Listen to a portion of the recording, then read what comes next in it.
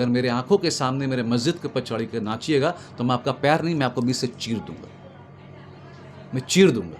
मैं उन हिंदुओं से कह रहा हूं जो भाजपा सपोर्ट करते हैं। नहीं सुनिए, सेक्युलरिज्म का ठेका सिर्फ मुसलमानों ने नहीं लिया, सिर्फ मुसलमान भाईचारगी देखा है वो ठीक नहीं है। बहुत बड़ी बात है और बहुत खूबसूरत सा माहौल बना रहे हैं नासिक वाले।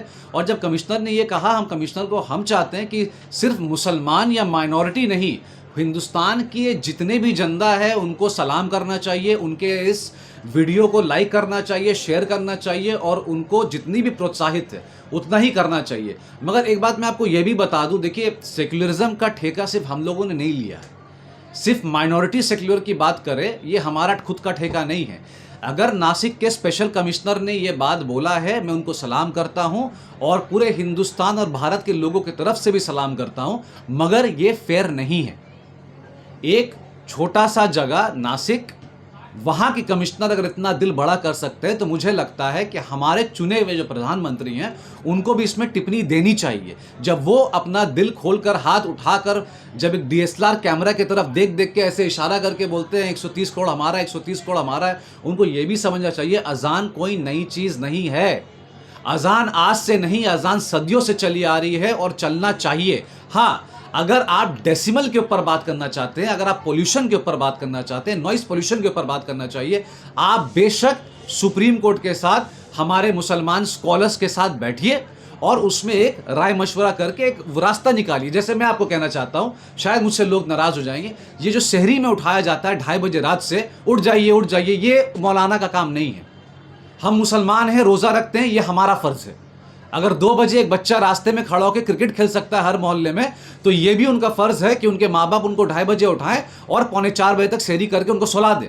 ये जो रास्ते में जो फोटो उठता है और बैठ के जो आप वो दे रहे हैं, अनाउंसमेंट कर रहे हैं, दिस इज नॉट फेयर, आप ये बंद कर दीजिए। मगर अजान, जहां तक फर्ज है अजान होने का, वो अजान बिल्कुल होना चाहिए, आप नहीं रोक सकते। आप मुझे ये बताइए, आप हनुमान चालीसा चलाना चाहते हैं, एक मुसलमान को दिखाइए जिसने कहा कि नहीं हनुमान चालीसा नहीं चलना चाहिए।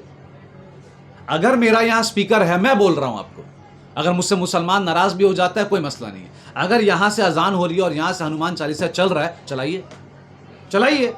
मेरे पास 5 वक्त के लिए मौलाना हैं और ऐसे 100 से 1000 लोग हैं जो अपना जान निछावर करके अजान देंगे। मैं पूछना चाहता हूं, आपका हनुमान चालीसा जो चलेगा वो तो लाउड स्पीकर में चलेगा?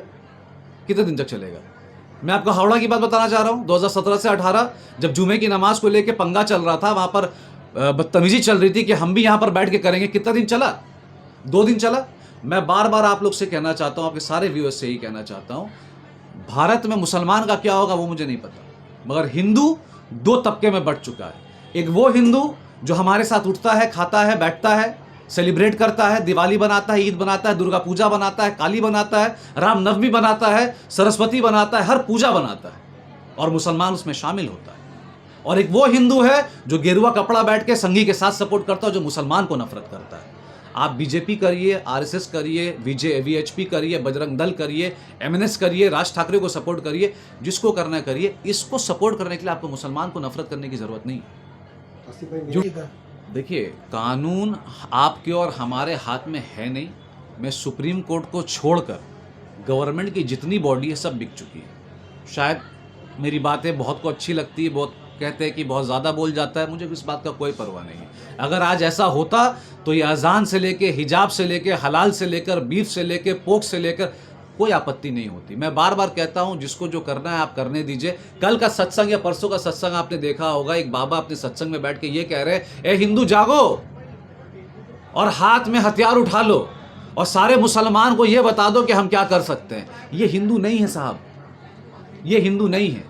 जो कृष्ण की आस्था रखता है, जो शंकर भगवान का आस्था रखता है, जो सरस्वती को देखता है, वो हिंदू होता है। और न कृष्ण, न शंकर, न सरस्वती, न दुर्गा, न काली, सबका एक रूप है। कोई नहीं सिखाता। एक मुझे आप गीता में दिखा दीजिए जहां यह कहा जाता है कि आप अन्य धर्म के लोगों को नफरत करिए या उनके ऊपर इंटरफेयर करिए। कोई आपको एक गीता नहीं सिखाता है। ये हिंदू हो ही नहीं सकते। मैं आपको बार बार बोल रहा हूं। मुसलमान हद से, सुनिए, आप मुसलमान को मार दीजिएगा, उसका दाढ़ी पकड़ लीजिएगा, मेरी बहनों का शलवार कमीज खोल दीजिएगा, यही ना कर सकते हैं। कश्मीर में क्या होता है, मैं वापस से आपको एक्शन, कश्मीर में औरतों को ऐसे करके चेक होता है। आपकी मां बहने के साथ अगर पाक सर्कल 7 पॉइंट में हो गया ना, मुंह तोड़ दीजिएगा।